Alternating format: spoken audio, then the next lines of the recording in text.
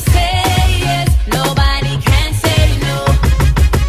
I'm not worried about a thing. Bendiciones y gracias por estar aquí con nosotros en Empoderando a la Mujer. Como siempre es un placer de estar aquí, de traerles a invitados súper especiales, Candela también, porque nos trae unas noticias increíbles. So I'm so excited de tener aquí con nosotros a una persona muy especial para el condado de aquí del Village de Hempstead. Así que con nosotros presentando a nuestro mayor, Luis Figueroa. How are you? Thank you. I'm fine, Wendy. Well, thank you. I'm very excited to have you here. Yo sé que tú siempre has trabajado con el pueblo hispano. Tú fuiste el primero appointed, ¿verdad? Latino aquí en el village también de Hempstead para poder hacer parte de este, pretty much small government, local government que hay aquí. Sí. Cuéntanos, bueno, un poquito, ¿quién es Luis? Because behind the scenes, behind this amazing political guy, mayor here, you're also a human being, and you were just telling me all these things that you did, and the way that you serve. Also, you're a man that is, faith man, which is very important, un hombre de Dios, hombre que cree en las cosas de Dios, es importantísimo. So, cuéntanos un poquito. Bueno, ahora soy el vicealcalde, pero llegué, I'll speak English. Yes, go ahead. Right? So go ahead. We're here, bilingual. How I got here is a long story. We'll be here for a long time. But anyway, my parents came here from Puerto Rico 75 years ago, and they came here for a better way of life, and we came into, we were raised, I'm the youngest of 4 siblings, and we were raised in Rockaways, then we went to Queens, and then Brooklyn, and then I wound up here in the village of Hempstead in Long Island. And so growing up, average kid in school, high school, from high school I went into private sector. I worked with the Con Edison for 38 years. Yep, I did see that as well. Yeah, I retired after 38 years. And you started your own business, right? And then I had my own business. I started my business with a travel agency, wow, which I like to travel, so I got into the business, and we've done some wonderful trips and big groups throughout, around the world, traveling, my wife and I and friends, and just a business that developed. And so, I graduated from high school. Went to college. Actually went into the Con Edison, the utility company in New York City. Right, And I went to school there, got a degree in industrial management. Right. And so I did my 38 years career there. My wife also, we met earlier. We went to junior high school together, actually. Wow, so you're oh my God. We found each other, a long relationship. Wow, yeah. You just told me that you just celebrated your anniversary, 40 years of marriage. 40 years of marriage. God bless you. I've been blessed, I must say, that I'm still in love with this girl. Aww. But I don't know if she'd say the same about me, but no, she's a wonderful, godly woman. And so, and my foundations are, as we talked about, man of faith, but my parents was always a good example. They were hard workers. They came here, not professionals, but they worked hard, and we learned those same values, and always involved in church. I always say that if they did to the children what they did to me as a youngster in church, it'd be called child abuse. Because we used to go to church from midnight till midnight during the week. Yeah. Sundays all day in church. You may relate to that. Yes, and so, I grew up in the same atmosphere. But that made me what I am today. You had a solid foundation. Solid foundation. And that's so important nowadays. And that is carried on to my children. I'm very proud of my 2 children. I have a 35-year-old and a 38-year-old. And grandchildren, right? And 2 grandchildren. And I'm blessed to have them in my life still as friends and as my children, both of them successful. But here we are, and after raising our children, I thought I'd retire and enjoy retirement with my grandchildren. The mayor had asked me to be involved in his re-election, and so I ran with the mayor in his re-election term. We won the election. And now I'm appointed the deputy mayor of the village of Hempstead, and I don't know if you mentioned the first. Latino appointed, which that's an amazing accomplishment. I'm privileged. Especially here, like where we were talking, right, that you were telling me that more than 50% of the population is Hispanic. Exactly, yeah. So the fact that you're able to be not the first appointed and you're a man of God, and it actually has this big responsibility, I mean, how do you feel? The way that God is just like, okay, this is what I need you to do. Exactly. Well, I believe God works in mysterious ways. It's not what I want to do, but he felt that I'd be at the right time here. I've been involved in my community for before running as politician. I never thought I'd be a politician after working in private sector 38 years, Right. and working with policies and procedures and safety and this Con Edison, moving into a different field of politics. But God works in a mysterious way. I wound up here, made some good decisions. And my wife and I, we discussed things, and she said, "Do it because you've always been a person working with the community." Before that, I was the vice chairman of, which I still am, of the Hempstead Hispanic Civic Association, Yes. right here in the village. And you're also part of the Long Island Hispanic Chamber of Commerce as well. And NAACP NAACP also. as And well. so, So you're very just involved. always involved, worked, private sector, helping my community with Right. the Hispanic Civic Association, after-school programs for the children who need help, adults, English as a second language. We actually Awesome. build affordable housing in the Hispanic Plaza right here in Hempstead, 18 units. You did tell me that. Tell me how So- did that go about? That went about in about 21 years ago, helping our community, the Latinos. So we had this land, and we decided to build an affordable housing for the Hispanic community. Though anyone really, it's a mixture now. Right, right, But to help our people who have come, who were couldn't afford to live in certain high-paying, high rental apartments. So we built these 18 units, and that was the start of our success in the Hispanic.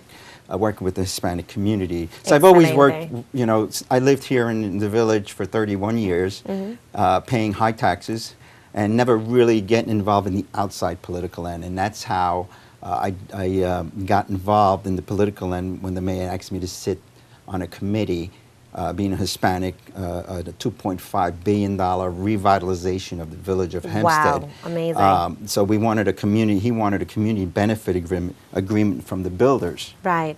To when they come to build, we want to give 25% of the jobs to the village residents first, because Which it's is a needy amazing. community. And jobs, and teach them how to work with their hands, painting, sheetrocking,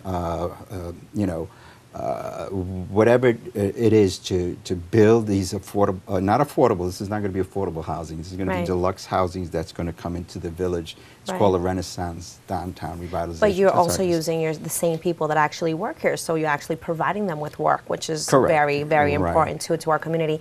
Now, tell us, what is the biggest obstacle you faced within this career that that right now you're currently Right in? now, I take each and every day as a blessed day. I don't let the negative attitudes, or whatever you may call it, just the negative vibes. I just believe that you must keep a smile on, Right. and be happy in what God has given you, a new day. So you make the best of it. But the challenge is, I find, we have a strong, needy community. Like I said, I'm the first Latino in a government that's different. We don't have many Latinos in all of Long Island elected officials. Correct. And so the challenges of me being Latino, which I'm blessed to have, being bilingual Latino, and so some people don't like that. I don't know, but I can't dwell or think about it. My challenges are, I come from an organization that's policy driven, procedurally driven. For 38 years, this is what I know how to Right. deal with, So doing you like things the things right done way. the right So I way, like no things done the shortcuts. right way. So I think some challenges that I see can be worked on. I just look Definitely. at it that way. It doesn't happen overnight. Right. It's just something we got to perfect and be diplomatic about it. So I learned how to be a diplomat. Wow, this So, is amazing. I'm just so thankful that you actually came here today, thank you. because it shows the public and it shows everyone that's watching right now that everything's possible. That God sometimes has a plan, and we think we're in the right career, we're in the right place, this is where I'm supposed to be, and then all of a sudden God comes and says, no, I want to use you somewhere else now. Exactly. So this is your season that this finishes, and I'm opening a new door, a new season Yeah, for you. yeah. And sometimes we have to be like you and just say, Lord, I'm here. You could use me. If I'm going to be a blessing, and if you're going to take me somewhere else and this is where you want me to be, I'm here to serve. And that's where you keep serving, because you keep serving the community. And we have been called to serve. And sometimes it's hard because we like to get served, you know? But no, we have been called to serve, and you're doing an amazing job. And, you know, it's been a pleasure having you today. I want you to kind of tell everyone, maybe give them words of encouragement no matter what they're going through, maybe in life, something that maybe you've been through yourself and that has motivated you to be where you're at this present time. Wow. Well, you know, life is a challenge, but, you know, I believe that man of faith that with God we can succeed and get through the challenges of life. We need challenges, and that makes you strong along the way. And so we have the normal challenges of life, but I always believe that, you know, there is a light at the end of the tunnel. Continue to move forward and working in what you want to succeed in. And that's what I want the people of my constituents here in the village of Hempstead, but anywhere else that sees this program, that there is a light at the end of the tunnel, and you know, just follow your dreams, and as a man of faith, know that God is on your side, that He will see you through the struggles of life, and that don't let no one, you know, negative vibes are not good. So no one tell you no. No one just tell make you no, sure that you you can't do it. Yes. And do what's right. And when you do what's right, with integrity, things will just fall into play. And have patience. You know, sometimes you want things done yesterday, but it's just with time. With time. And always be nice. You know, it's always my phrase is you can draw more bees with honey than you can with vinegar. So, I love it. So you know, I would love to see more of my community, my Hispanics, Latinos, which in this village, to be more involved in the political end, because the lower level of government affects them more than the presidency. Your local government makes the local decisions. And so we need more of our community to come out, be involved with our children's schools, especially, to raise our children with good educations, and take it from there. Yeah, take it from there. Definitely. Así que ya lo escucharon. Sí. Tuvimos el privilegio hoy de tener aquí a Luis Figueroa, que es nuestro alcalde aquí de Hempstead. Así que no se pueden perder un poquito más de lo que le traemos aquí en Empoderando a la Mujer. Luis, gracias por estar aquí con nosotros. Muchas bendiciones. Gracias. Gracias. Y regresamos con más de Empoderando a la Mujer.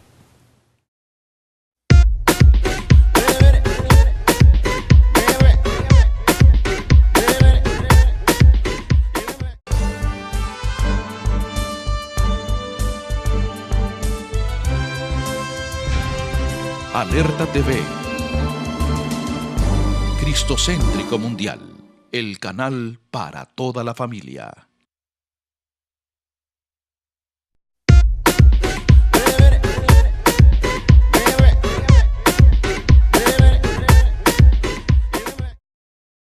Y aquí nos encontramos de nuevo en Empoderando a la Mujer, en el segmento de empoderamiento.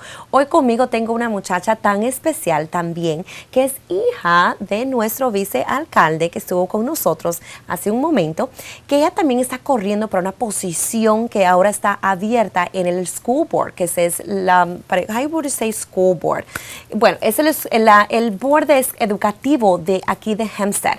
And with us we have Melissa Figueroa. Welcome to our show. Thank you, Wendy. It's nice to be here. Listen, it's a pleasure having you. I just found out that you were running for the board, and we would love to have you here because I know that we were just talking behind the scenes about everything that's happening here in Hempstead and how ever since you moved here 30 somewhat years ago, you weren't able to actually go to the school district, you know, to the regular public schools here because their education level was very low. So now you had to go to a private school. Meanwhile, your parents were paying for the taxes here.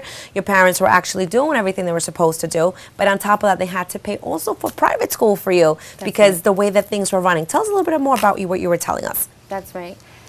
As you said, my family moved here in 1985. We moved from Queens, and my grandparents came here from Puerto Rico, and in order to give my family a better life. And so as a child, I went to private school because my folks wanted to give myself and my brother a quality education. So as you said, although they paid taxes, they also paid for tuition. And unfortunately, that was in 1985. Now in 2016, the school district is still a low-performing school district. So you have people who come to Hempstead Right. with children and need to use the public school system. But unfortunately, our public school system has not made much progress in the areas of delivering a quality education to students. In fact, we now are in a position where we fall within the bottom 5% nationwide in terms of quality education. So we're a failing school district, and we've actually been deemed such by the state of New York. Wow. Right. So, miren eso, es tan importante nosotros de padres podernos involucrar a todo lo que está pasando en las escuelas, especialmente cuando nosotros estamos hablando de todo lo que es la gente que hispana, la gente, que no nos involucramos mucho en lo que está pasando realmente por nuestro trabajo, tal vez porque tampoco nos han enseñado. Es tan importante uno de poner un poco más de atención en lo que está pasando en el distrito escolar, porque también está afectando todo lo que nuestros niños también están aprendiendo. Si ahora mismo están en un nivel que ni siquiera están básicamente en un porcentaje que están pasando, sino que están peor, porque es una de las escuelas que está, bueno, no quiero decir peor, pero están abajo, ¿verdad? No quiero decir esa palabra tan así, pero es increíble como nosotros de padres a veces no nos involucramos y no tratamos de cambiar lo que es el board completo, que es muy importante para nuestra comunidad latina, para todo mundo.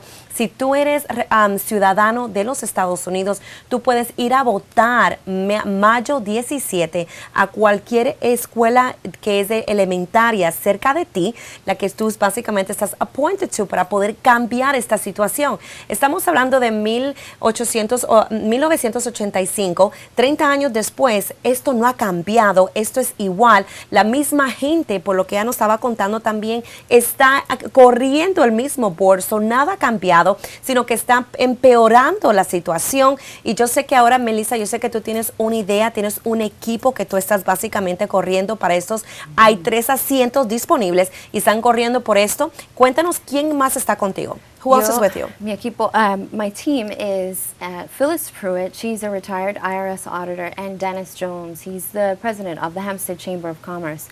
The 3 of us have known each other for many years. We are all activists in the community, working with various organizations, so we know each other very well.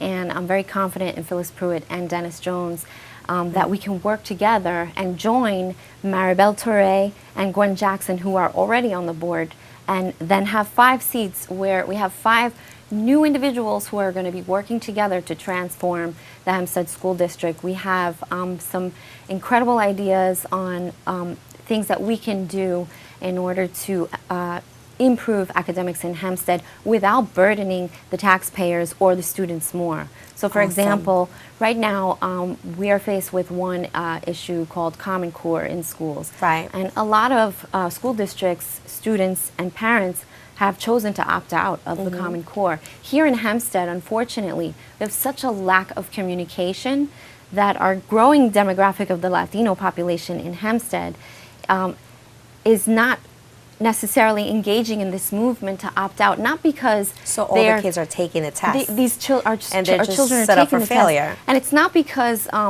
they want to take these tests necessarily, but it's because Parents they're don't opt them unaware out. that they even have a chance to opt And out. what are you guys are thinking of? How can you guys involve more of the community if you guys go ahead and get elected? So myself and Phyllis and Dennis have some clear intentions.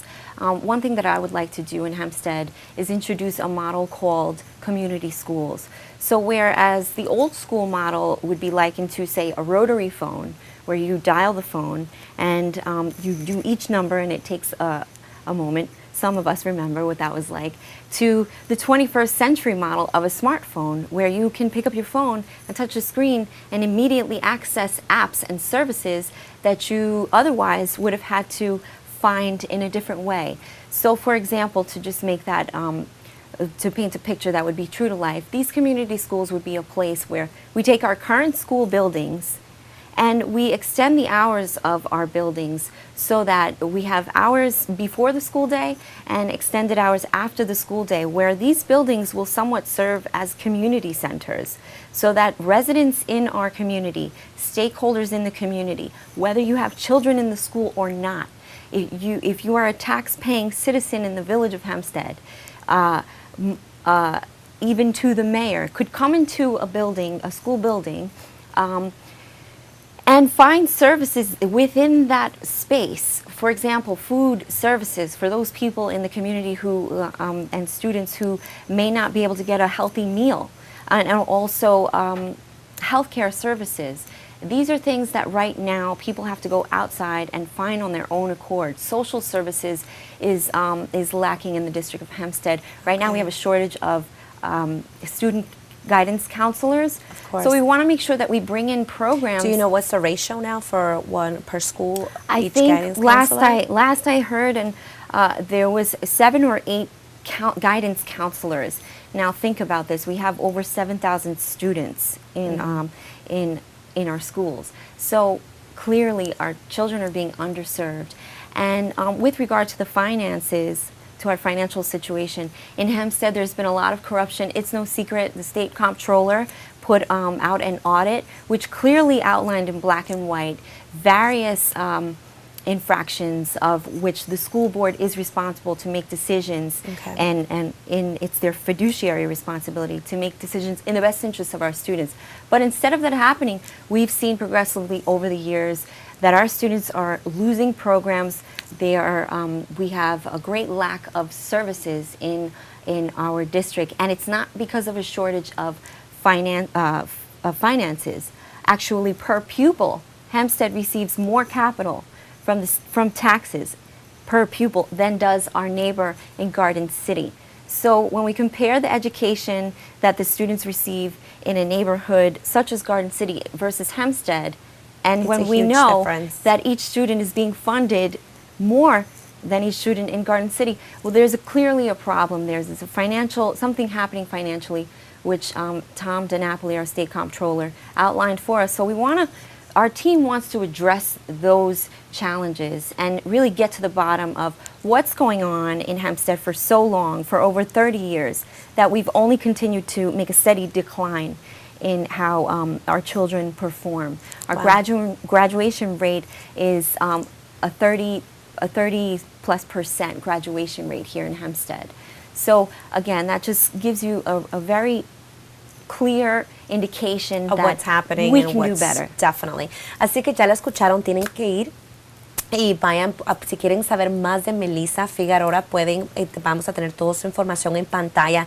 Si quieren mandarles información o quieren saber más de quién es este grupo que está corriendo para esos 3 asientos, disponible ahora mismo, mayo 17. Entonces vengan, llamen, mándenle un mensajito, métense en su website también para que puedan leer más de quién es ella, quién es este grupo que está con ella corriendo para mejorar las escuelas del distrito de aquí de Hempstead.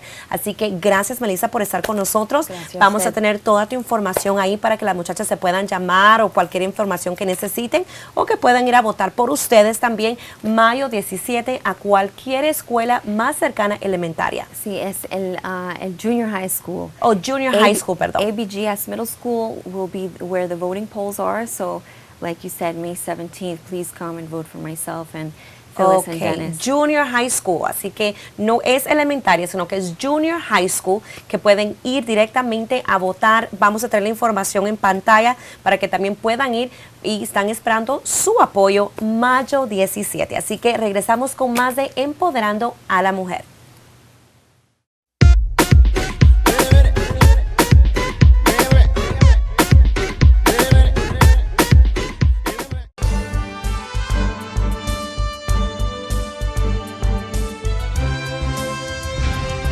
Alerta TV. Cristocéntrico Mundial. El canal para toda la familia.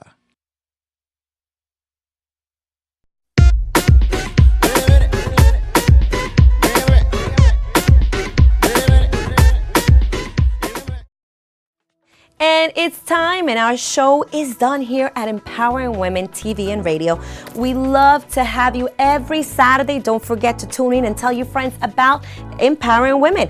Remember also our show every Tuesday at 9 a.m., 5:40 a.m. en Radio Adonai, los martes a las 9. Así que no te olvides de nuestro show. Y también le queremos agradecer a todos nuestros sponsors y esperamos that everything we brought to you today you have loved it and you will embrace all the information. Thank you, Dr. Goldman. Thank you, Medical Express. Thank you, Ultimate Sweat Zona, el gimnasio número 1 para la mujer y para nuestros niños. Todas nuestras sponsors van a estar en pantalla. Igual, si nos quieren buscar por Facebook, métete a Empowering Women TV and Radio en Facebook y a Ultimate Sweat Zona. Todo va a estar en pantalla, así que hasta la próxima semana. Muchos besos, muchos abrazos y que tengan una semana exitosa.